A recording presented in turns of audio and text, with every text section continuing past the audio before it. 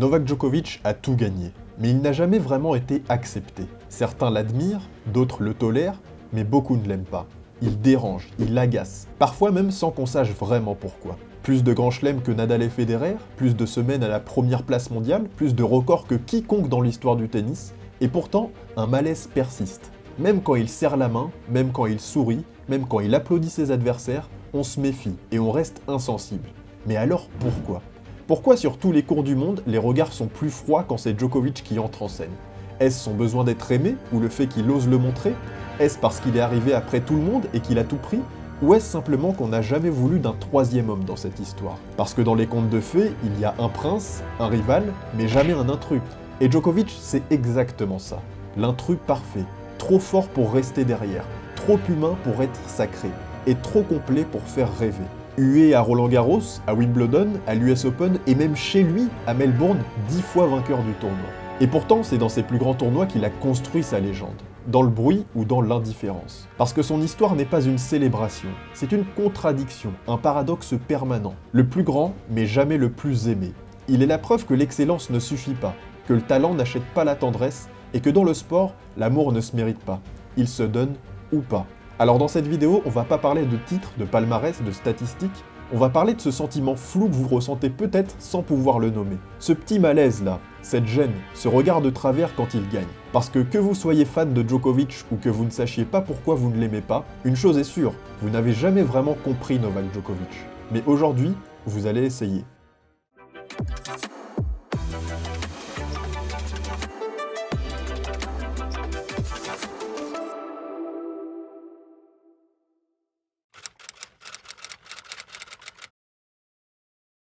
Novak Djokovic n'est pas né pour plaire. Il est né en 1987 à Belgrade, au cœur d'un pays qui se disloque, la Yougoslavie. Ce puzzle de république qui explose dans la violence. Une série de guerres civiles alimentées par le nationalisme, la peur et la vengeance. Et Djokovic y grandit là-dedans, avec les coupures d'électricité, les files d'attente et l'incertitude. Il grandit dans l'instabilité. En 99, il a 12 ans et il se cache dans une cave. Pas pour jouer, mais simplement pour survivre. Pendant 78 jours, Belgrade est bombardée par l'OTAN. Les sirènes hurlent plusieurs fois par nuit, les vitres tremblent et les rues se vident. C'est la guerre. Il dort chez son grand-père, Vlado, dans un sous-sol froid, sans lumière. Avec sa famille, avec la peur. Il ne joue pas au tennis. Il attend. Chaque vibration dans le sol peut être la dernière. Et tout ça, c'est même pas des souvenirs pour Djokovic, c'est juste une empreinte qui ne partira jamais. Mais c'est pourtant là que tout commence pour le petit Novak. Juste en face de la pizzeria familiale. 3 cours de tennis sont construits, cadeau d'un investisseur privé, et pendant que les avions tournent au-dessus de sa tête, Djokovic va taper des balles. Sa mère raconte qu'il ne ratait aucun entraînement, même quand les bombes venaient de tomber, même quand les sirènes retentissaient encore. Et sur ces cours, une femme va tout changer.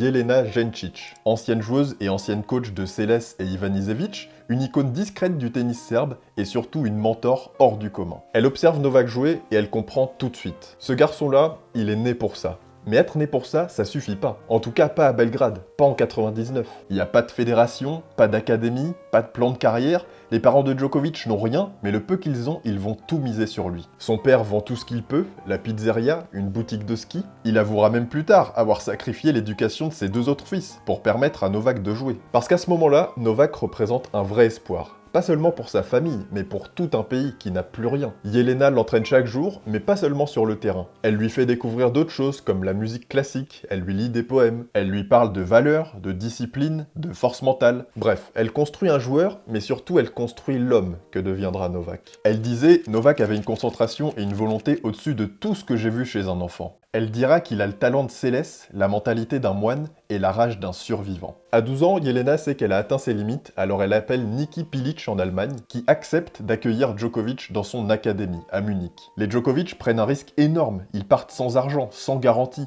juste avec la conviction que Novak y arrivera. Il enchaîne les tournois en Europe de l'Est dans des conditions rudes, et chaque point ATP devient une expédition. Chaque tournoi est un saut dans le vide. Et c'est ça qui forge son jeu. Djokovic ne joue pas avec le luxe, il joue avec le manque. Et là où d'autres apprennent le tennis, lui apprend à l'encaisser. On aime dire que Federer joue comme on peint, que Nadal joue comme on se bat.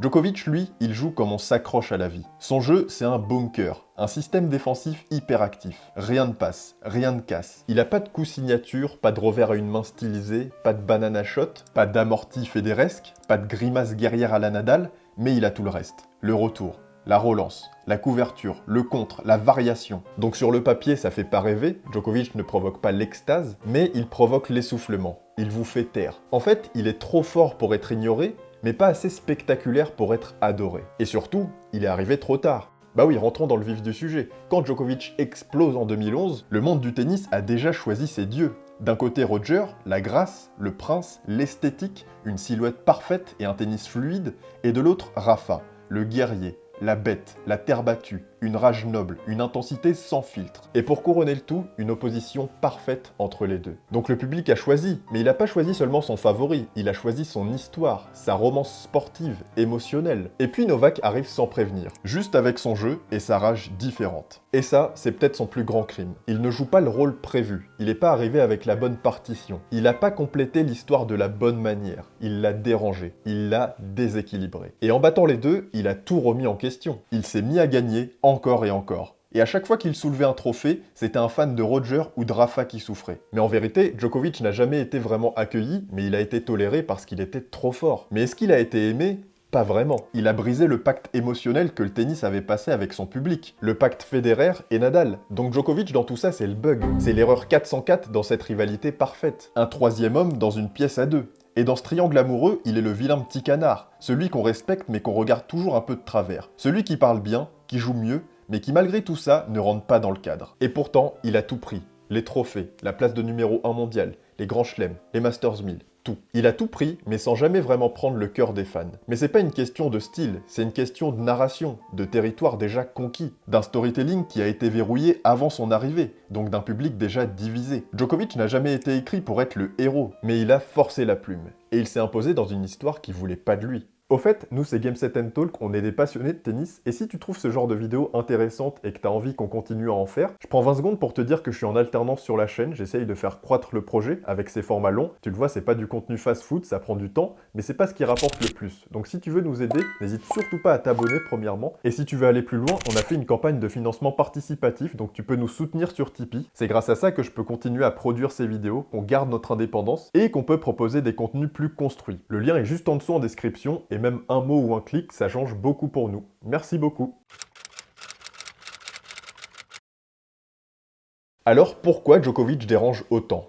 Est-ce que c'est juste parce qu'il est arrivé trop tard et qu'il a cassé un équilibre qu'on pensait parfait ? Eh ben non. C'est pas que pour ça, et on va voir qu'il y a quelque chose de bien plus profond. On dit souvent que Djokovic est clivant, mais on oublie de dire pourquoi, d'où ça vient et comment ça a commencé. Parce que ce rejet autour de lui, il date pas d'hier. Il s'est construit et tout a commencé très tôt. D'abord, il y a eu les moqueries. Djokovic débarque sur le circuit jeune, affamé et décalé. Il vient pas du moule suisse, pas du moule espagnol non plus. Il arrive avec un autre style, une autre énergie. Et il veut plaire, il veut s'intégrer à tout prix. Il veut qu'on le remarque, alors il fait ce qu'un gamin peut faire. Il imite des joueurs et des joueuses. Rafael Nadal, Maria Sharapova, Andy Roddick, il reproduit leurs tics, leurs grimaces. Le public rit, du moins en apparence. Et dans les vestiaires, ça rigole moins. On dit qu'il veut faire le show, mais qu'il manque de respect. Et très vite, les regards changent. C'est plus le petit Serbe marrant, c'est celui qui veut se faire aimer trop tôt. Celui qui n'a pas encore tout prouvé, mais qui se comporte comme s'il était déjà dans la bande. Et dans un sport qui est aussi codifié que le tennis, ça pardonne pas. Le tennis, c'est un sport de hiérarchie implicite, de respect des codes. Et Djokovic, avec ses sketchs, il casse le cadre. Il est pas vu comme cool, il est vu comme envahissant. Pas comme un humoriste, mais comme un opportuniste. Il veut trop bien faire, mais ça se retourne contre lui. Et c'est là que l'écart se crée, entre ce qu'il donne et ce qu'on retient. Il veut faire rire ? Non, nous on dit qu'il se moque. Il veut montrer qu'il est à l'aise ? Non, on dit qu'il cherche l'attention. Il veut exister ? Mais non, on l'accuse de vouloir trop en faire. Et ce malentendu-là, il ne va plus jamais vraiment le rattraper. Et puis autre point, il y a eu la suspicion, le soupçon.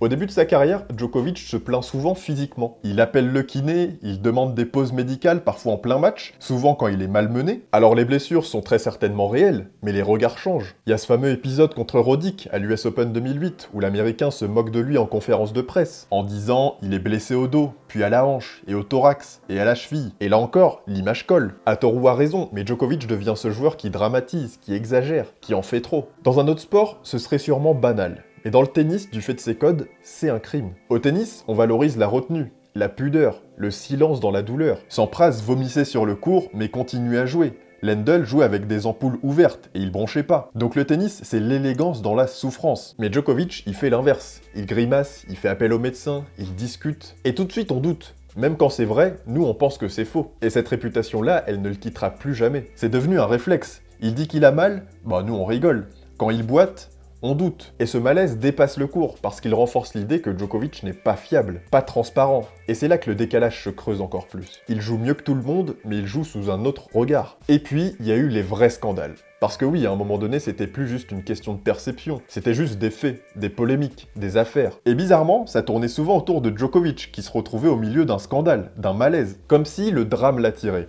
Ou pire, comme si le monde avait besoin de lui pour en créer un. 2020, on est en pleine pandémie, le monde est à l'arrêt, les tournois sont suspendus, et Djokovic lance une tournée d'exhibition dans les Balkans, l'Adria Tour. Les stades sont pleins, pas de masque, pas de distanciation, des photos de soirée, des accolades, et quelques jours plus tard, plusieurs joueurs sont positifs au Covid, dont lui. Alors il s'excuse, mais le mal est fait, le monde du tennis ne comprend pas, et le monde tout court s'abat sur lui. Inconscient, irresponsable, égo démesuré. Mais ça c'est que le début, parce qu'à l'US Open, au cours d'un match tendu, il fait parler sa frustration et envoie une balle sur une juge de ligne à la gorge. Résultat, disqualification immédiate pour Djokovic. Un épisode terrible pour lui qui vient une nouvelle fois ternir son image de manière assez violente. Mais ce qui choque, c'est aussi les réactions sur les réseaux, où beaucoup trop de personnes se réjouissent de cette nouvelle. Si ça avait été Federer ou Nadal, tout le monde aurait déchanté. Mais vous me répondrez que ni Federer ni Nadal n'auraient commis un tel geste. Et c'est pas faux. Open d'Australie 2021, il annonce une déchirure abdominale, mais finit par gagner le tournoi sans trembler. Beaucoup doutent. Lui promet un documentaire pour prouver sa blessure, documentaire qu'on attend toujours. Open d'Australie 2022, là, c'est le chaos total. Il refuse le vaccin, donc son visa est annulé.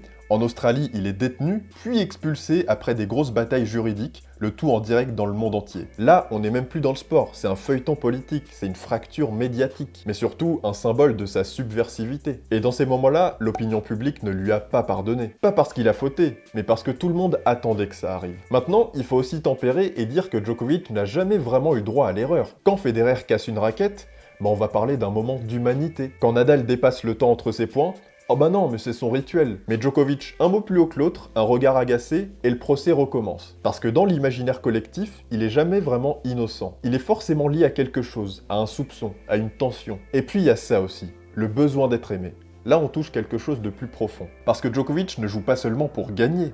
Il joue pour être reconnu, pour être accepté. Il serre la main à ses adversaires avec respect. Il applaudit les beaux points. Il parle même plusieurs langues pour saluer chaque public, jusqu'au mandarin pour être adulé jusqu'à Shanghai. Et pendant des années, il célébrait chaque victoire avec un cœur tendu vers les tribunes. Comme un gosse qui dit « Je suis là, aimez-moi ». Un geste simple, presque naïf, mais qui en dit long sur son envie d'être aimé. Et puis ce geste a fini par disparaître. Pas d'un coup, doucement, match après match, saison après saison. Pourquoi ? Parce qu'il a compris.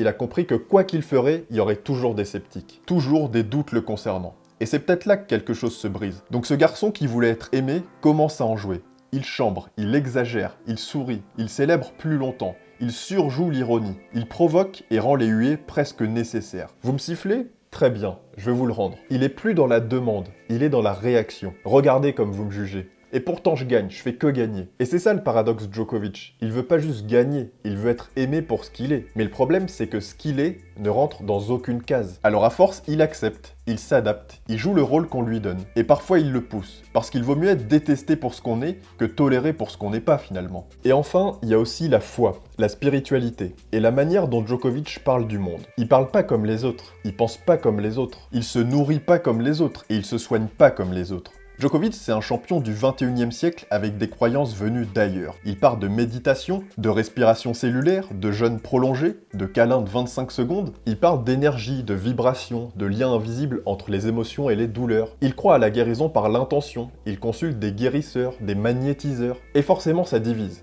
Pour certains, c'est inspirant, mais pour d'autres, c'est bizarre, c'est perché. Mais pour lui, tout ça a un sens. En 2010, il découvre qu'il est intolérant au gluten. Un médecin serbe observe sa respiration en lui posant une tranche de pain sur le ventre. Beaucoup rient de cette anecdote, mais lui non. Parce que ce diagnostic change tout. Il arrête le gluten, les produits laitiers et les sucres rapides, et là son corps se transforme. Son énergie change, son esprit s'ouvre. Il parle de clarté mentale, d'un éveil, d'une reconnexion avec lui-même. Mais encore une fois, cette transformation intérieure, il sait pas ou il veut pas la traduire dans un langage grand public. Et comme souvent avec lui, ce qui est sincère devient suspect. Ces mots ont du mal à passer. Donc Novak Djokovic est une énigme publique, un mélange de rigueur extrême et de tendresse spirituelle. Un joueur monstrueux qui parle de lumière, de pardon, d'intuition. Et dans ce monde-là, ça fait peur. Alors que faire quand tout ce que vous faites pour être aimé devient suspect? C'est peut-être ça le vrai drame de Djokovic.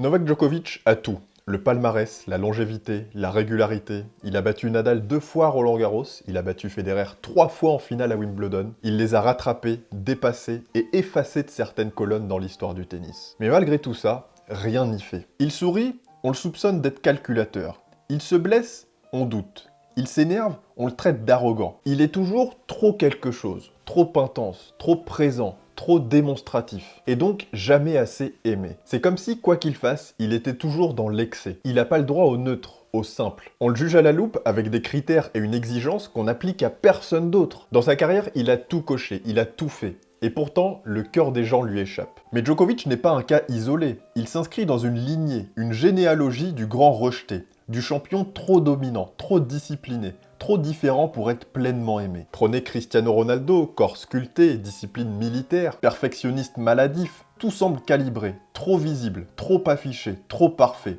Et pour certains, ça sonne faux. Il célèbre un but, on dit qu'il se la raconte. Il pleure après une défaite, on dit qu'il en fait trop. Et pourtant, il est l'un des plus grands joueurs de l'histoire. Mais dans le cœur des gens, il restera très souvent derrière Messi. Parce que Messi est plus naturel, et Ronaldo travaille presque trop. Et puis parce que le sport aime les artistes, pas les ingénieurs. Il aime les fulgurances, pas les plans. Et même dans le tennis, c'est pas nouveau. Ivan Lendl, l'un des joueurs les plus constants des années 80, palmarès monstrueux, mais zéro affection. Pourquoi? Parce qu'il gagnait sans faire rêver.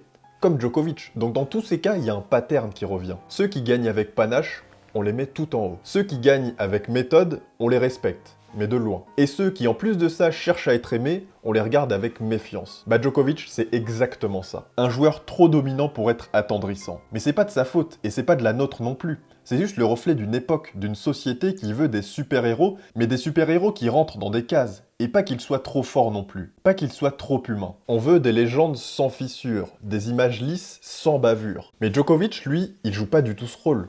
Il tombe, il pleure, il s'énerve, il demande pardon, et il repart. Djokovic ne colle pas à l'icône, il entre pas dans ces cases. Donc le problème, c'est pas du tout Djokovic, c'est ce qu'on attend de lui et ce qu'on attend des champions. On veut des modèles et on exige qu'ils soient parfaits, on veut qu'ils nous inspirent. On veut du Federer, du Nadal, des récits linéaires, des gestes mesurés. Mais Djokovic, lui, il déborde, il parle trop, il réagit trop. Il dérange nos repères parce qu'il n'a jamais su jouer un rôle, parce qu'il n'a jamais été autre chose que lui-même. Alors attention, je dis pas que les autres ne sont pas eux-mêmes, et en particulier Federer et Nadal, mais tout est question de caractère. Et par ce lui-même, j'entends qu'il semble un peu trop proche de ce que nous sommes nous. Djokovic doute, Djokovic s'agace, Djokovic se plante, mais Djokovic continue, Djokovic avance. Et dans ce miroir-là, peut-être qu'on se voit trop nous à travers Djokovic. Parce que ce que Djokovic nous montre, c'est pas un rêve impossible, c'est pas une icône de marbre. C'est juste la vérité d'un homme qui a tout gagné, et qui pourtant court encore. Pas après un titre, pas après un record, mais après quelque chose de bien plus rare, l'acceptation. Voilà, vous n'avez pas compris Novak Djokovic, mais c'est pas grave, parce que lui-même a mis du temps avant de se comprendre. Il n'est pas arrivé dans ce sport pour devenir un modèle, ni une image de magazine, ni un symbole inspirant, pas du tout. Il est arrivé pour survivre, puis pour durer. Djokovic, c'est pas un héros de conte de fées, c'est pas un prince au revers parfait, même s'il l'a. C'est pas un guerrier romantique, c'est un homme avec des blessures qu'il ne monte pas toujours, des fêlures qu'il essaye de masquer, des maladresses qu'il traîne comme des sacs trop lourds, et avec un besoin d'amour qui dépasse largement le cadre du court. Et si vous l'avez mal compris, c'est sûrement pas parce que vous avez mal regardé, c'est peut-être parce que lui-même n'a jamais su se placer dans les cases. Les autres, on savait les résumer en une phrase. Federer, l'élégance. Nadal, le combat. Djokovic, on savait pas trop comment le présenter, il n'a jamais incarné un archétype clair. C'est pas une rage flamboyante ou une froideur chirurgicale, c'est peut-être tout ça à la fois. Et parfois, rien de tout ça, parce qu'il est juste humain, contradictoire, instable, mais sincère. Et ça rend difficile à le raconter. Il a gagné comme un métronome, régulier, précis, implacable, mais il a toujours été perçu comme une dissonance. Pas parce qu'il faisait des fautes, mais parce qu'il ne jouait pas la bonne musique. Pas celle qu'on voulait entendre, pas celle qui fait vibrer. Il n'avait pas le storytelling parfait. Pas de jeunesse dorée, pas de destin écrit à l'avance, juste des bombardements, des sacrifices, des doutes et une obsession, exister. Moi sur le papier ça me fait rêver ce storytelling, mais mélanger à ça le briseur de Nadal Federer, puis sa quête d'amour, j'ai pu avoir du mal, surtout que j'étais à fond derrière Rafa et même Roger. Donc un peu à mon image, les fans avaient déjà choisi leur camp. Et lui, il est arrivé au milieu de tout ça, sans rôle attribué, juste lui. Novak. Et c'est peut-être ça qu'on lui a jamais pardonné. Et si vous êtes fan de Djokovic, alors vous avez vu ce que peu de gens ont voulu voir. Pas juste ses trophées et ses records, mais sa résilience, son mental d'acier, sa capacité à se réinventer quand tout semblait contre lui. Vous avez vu le feu derrière le masque. Celui qui l'allume quand personne ne l'applaudit dans le stade. Et vous savez très bien que ce feu-là brûle plus longtemps que les ovations, plus profondément, plus silencieusement, mais plus intensément. Et si vous ne l'avez jamais aimé, peut-être que vous avez vu l'arrogance, la mise en scène, l'envie de trop bien faire. Peut-être que ses mots vous ont paru faux ou trop calculés. Peut-être que son sourire vous a agacé et que ses regards vous ont mis mal à l'aise. Et il n'y a pas de problème parce que c'est ce que la majorité a projeté sur lui. Mais posez-vous une question. Et si ce malaise ne venait pas de lui, mais plutôt de ce qu'il nous renvoie? De ce besoin d'amour qu'on ne sait pas gérer, de cette rage qu'on ne veut pas voir, et de cette humanité qu'on ne tolère qu'à moitié chez les champions. Parce que Djokovic, c'est nous quelque part. Pas la version brillante, pas l'idéal, mais la version fragile, la version qui doute, qui fait des erreurs, qui trébuche. C'est la part de nous qu'on n'aime pas toujours regarder. La part qui a besoin d'être aimée, mais qui ne sait pas comment le demander. La part qui essaye de bien faire, mais qui parfois en fait trop. Djokovic, c'est nous quand on échoue, et quand on cherche la reconnaissance. Quand on fait face à l'indifférence et qu'on continue quand même. Federer nous a fait rêver par sa grâce et par son élégance. Nadal nous a fait vibrer par sa rage et par ses milliers de combats. Et Djokovic, lui, nous a confrontés à nos attentes, à nos exigences, à notre besoin d'amour et à notre peur d'en donner. C'est facile d'aimer un joueur qui fait l'unanimité. C'est rassurant, c'est confortable. Mais aimer celui qu'on ne comprend pas, celui qui vous tend non pas un trophée mais un miroir, ça c'est plus difficile. Donc Djokovic n'aura jamais les fans de Federer ni l'aura de Nadal, c'est certain. Il n'aura jamais les tribunes qui se lèvent juste avant son service ou les 15 000 spectateurs acquis à sa cause, mais il aura autre chose. Il aura la vérité. Pas celle qu'on imprime sur des t-shirts, pas celle qu'on applaudit sans réfléchir, mais une vérité plus inconfortable, plus humaine. Une vérité qui dérange, qui met mal à l'aise. La vérité d'un homme qui a tout fait et à qui on a tout refusé, sauf la victoire. Et cette vérité-là, elle vous oblige à vous poser une question. Pourquoi je l'aime pas alors qu'il fait tout ce qu'il faut?